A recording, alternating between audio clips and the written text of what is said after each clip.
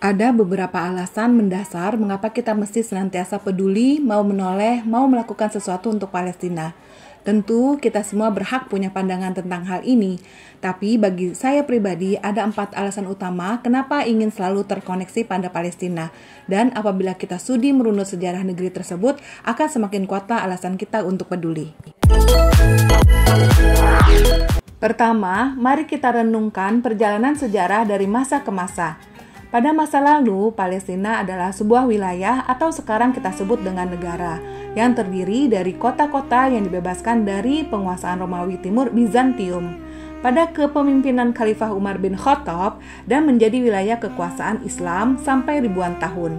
Pusatnya adalah Baitul Maqdis atau kota Al-Quds atau disebut juga Baitul Muqaddas atau Ursalim atau Elia atau Yerusalem.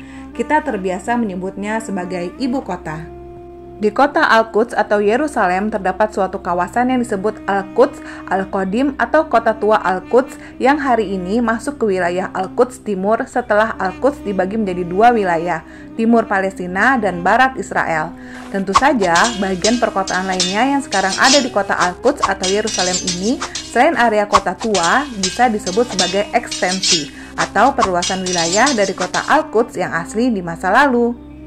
Baitul Maqdis sendiri lebih tepat diartikan area kota tua itu pertimbangannya. Istilah atau nama ini disebutkan oleh Allah SWT dalam Al-Quran dari masa para nabi dan rasul, atau sebuah istilah yang berumur sangat lama. Istilah tentu harus dimaknai sesuai zamannya ya, yaitu saat Al-Quds hanya sebatas area kota tua tersebut. Ada pagar atau gerbang besar mengelilingi menjadi peninggalan sampai hari ini. Kesimpulannya, Baitul Maqdis masa lalu sama dengan kota tua Al-Quds saat ini. Nah, semoga cukup jelas sampai di sini ya. Kita lanjut, bismillah.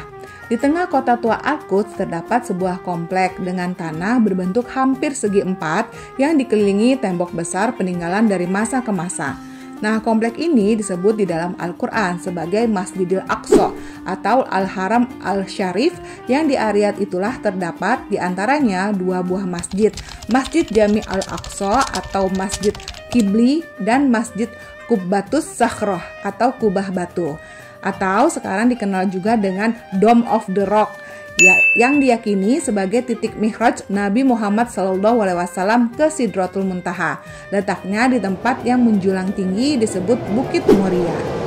Saat Rasulullah melakukan Isra dan Mi'raj, Al-Quds dan komplek Masjidil Aqsa masih dalam penguasaan Romawi Timur Bizantium. Nah, di masa itu komplek tak berwujud seperti sekarang ya. Bisa jadi jauh lebih sederhana. Fungsinya sehari-hari juga belum menjadi masjid loh, atau tempat ibadah umat Islam, karena agama resmi Kekaisaran Bizantium adalah Nasrani. Justru perjalanan Rasulullah SAW yang menjadi pemberitahuan penting dari Allah SWT bahwa itulah tanah suci pilihan Allah, punya kaitan kuat dengan Masjidil Haram di kota Mekah. Nanti kita coba telusuri lebih lanjut ya teman-teman, masih tertarik kan? Nah, Palestina itu adalah tanah wakaf dari Khalifah Umar bin Khattab, dibebaskan dari kekuasaan Bizantium pada masa kepemimpinan beliau.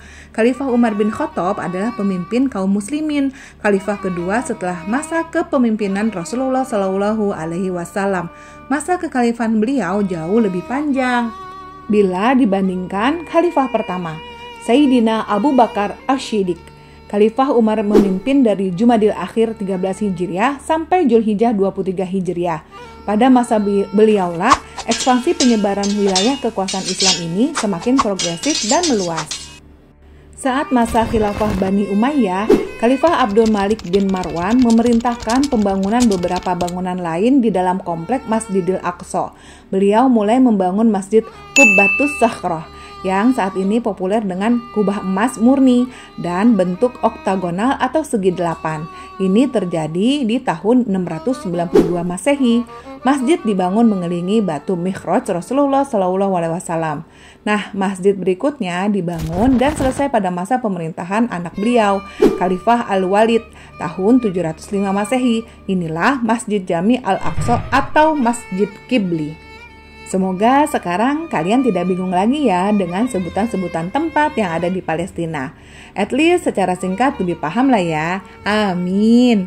Melihat sekilas tentang tanah Palestina, sebelum masa kekhalifahan Rasulullah SAW telah melakukan perjalanan-perjalanan dalam misi perdagangan ke wilayah yang kita sebut sebagai Bumi Syam.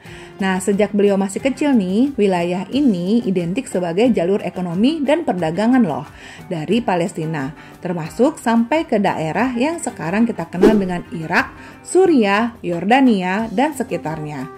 Nah, Bumi Syam adalah wilayah yang lebih luas lagi pada masanya. Palestina ada di wilayah tersebut. Wilayah Syam sangat penting sebagai wilayah penyangga Jazirah Arab, khususnya Makkah Madinah pada masa Rasulullah SAW. Makkah sebagai sentra ekonomi, Madinah sebagai sentra pemerintahan. Menurut peninggalan manusia purba yang ditemukan dalam galian arkeologi di lembah Al-Natuf, penduduk yang mendiami Palestina pada zaman prasejarah berasal dari keturunan ras Laut Tengah tahun 3000 sebelum Masehi. Ketika terjadi eksodus, ras Semit datang dari wilayah Arab untuk menguasai Palestina hingga akhirnya menjadi mayoritas. Beberapa ratus tahun kemudian, suku Kan'an, salah satu ras Semit, sampai di Palestina dan menetap beranak pinak di sana. Itu terjadi sekitar tahun 2500 sebelum Masehi. Oleh karena itu, Palestina sering juga disebut sebagai Kan'an. Tahun 1500 sebelum Masehi terjadi lagi eksodus ras Semit dari suku Ma'abiyah, Edomia, dan Amunia. Mereka menetap di wilayah selatan Suriah yang membentang dari Laut Mati hingga Teluk Aqobah. Kemudian terjadi eksodus ras Semit ketiga, dilakukan oleh kabilah Anbat. Mereka menyebar dan menetap di wilayah Syam sekitar tahun 500 sebelum Masehi. Nah, di sisi lain ada kelompok yang juga melakukan eksodus ke Palestina. Itu terjadi sekitar tahun 1200 sebelum Masehi. Mereka adalah kaum Bahari yang datang dari wilayah barat Asia Kecil dan Kepulauan Laut Ijah. Mereka menetap di pantai Palestina yang kemudian dikenal dengan BLST atau Balam Sinta. Dengan cepat mereka berasimilasi dan melebur dengan orang-orang Kan'an. So, inilah orang-orang asli yang sejak ribuan tahun tinggal di tanah Palestina ya, yaitu orang Arab atau ras Semit dan kaum Bahari yang telah berasimilasi dengan Arab. Sementara itu, sekitar 1230 sebelum Masehi, orang-orang Bani Israel dari negara Mesir terdiri dari seluruhnya 12 suku mencoba masuk Baitul Maqdis di tanah Palestina yang dipimpin oleh Nabi Musa. Mereka adalah kaum yang beriman kepada Nabi Musa alaihissalam dan berkonflik dengan Raja Fir'aun yang bergelar Ramses II. Nah, Fir'aun ketiga dari dinasti ke-19 atau Fir'aun ke-32 dan memerintah selama 66 tahun. Nah, kita merunut sedikit pada sejarah Mesir kuno ya. Beberapa literatur mengatakan ada lebih dari 100 Fir'aun loh yang pernah memimpin. Tapi diyakini bahwa Ramses II lah adalah Fir'aun yang memerintah di masa Nabi Musa alaihissalam. Sebab peninggalan sejarah menunjukkan inilah Fir'aun terkuat dalam sejarah Mesir. Dia memimpin paling lama, perangainya bengis, dan sengaja berusaha mempertahankan kekuasaan agar melebihi dari 30 tahun.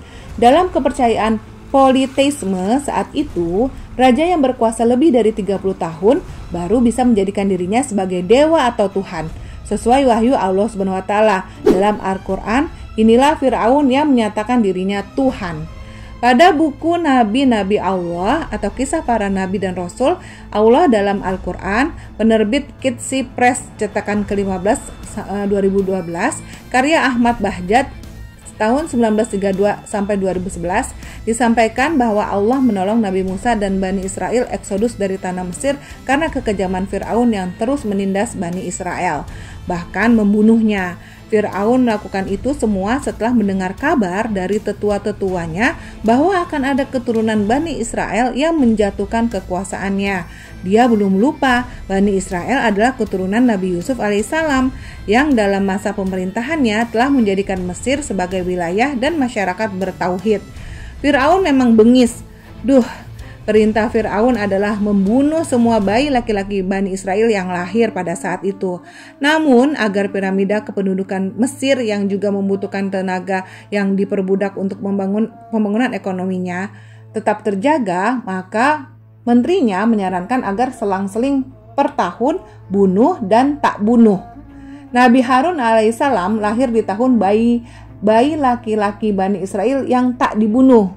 Nah, Nabi Musa alaihissalam lahir di tahun berikutnya. Inilah yang membuat ibunda beliau menghanyutkan Nabi Musa demi mengikuti perintah Allah dan menjadi pembuka perjalanan hidup beliau selanjutnya yang dididik di dalam istana Fir'aun setelah Ratu Asiyah, istri Fir'aun, menemukan bayi Nabi Musa di dalam kotak di Sungai Nil. Oke teman-teman, segini dulu informasi dari aku supaya kalian bisa mengerti ya. Kalian bisa dengerin berulang-ulang karena aku akan sambung lagi kisahnya di video selanjutnya. Kalian sekarang subscribe dan tekan bel notifikasinya agar kita bisa terus ketemu untuk aku bisa terus menceritakan kisah sejarah ini kepada kalian ya teman-teman.